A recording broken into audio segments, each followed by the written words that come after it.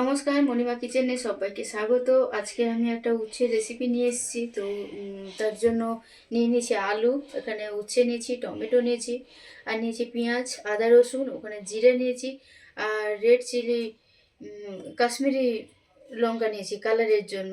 তো আর কি কি লাগছে বা কীরকমভাবে করছি পুরো ভিডিওটা তোমরা দেখতে থাকো। প্রথমের কাজ হবে আমার উচ্ছে আর আলুটাকে আমি কেটে নেবো, আর এদিকে পেঁয়াজ রসুন আদা আর জিরে এগুলো যতগুলো মশলা আছে সবগুলো আমি বেটে নেব। এরপর আমরা আলুটাকে সেদ্ধ করে নেব।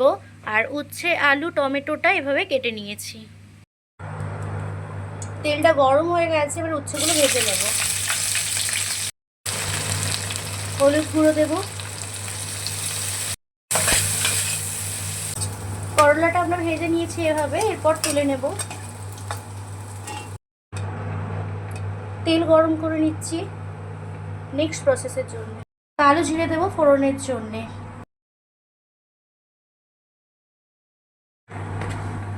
বেটে রাখা হয়েছে যে মশলাটা, সেটা এবারে অ্যাড করে দেব।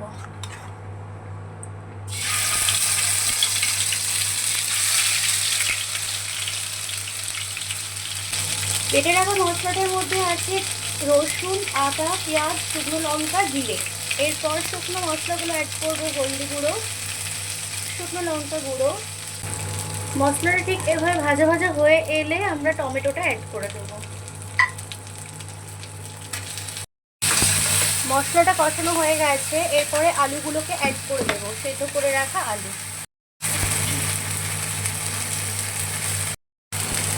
এরপর করলাগুলোকেও অ্যাড করে দেবো। সবগুলো খুব ভালো করে মিক্স করে নিতে হবে। সামান্য চিনি অ্যাড করব।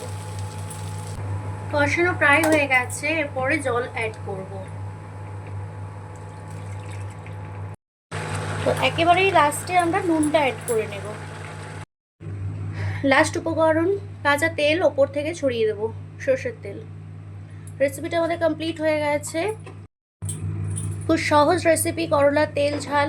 তো যদি ভালো লেগে থাকে সবার, লাইক কমেন্ট শেয়ার সাবস্ক্রাইব করবেন চ্যানেলটাকে, বেল আইকনটা প্রেস করে দেবেন। ধন্যবাদ।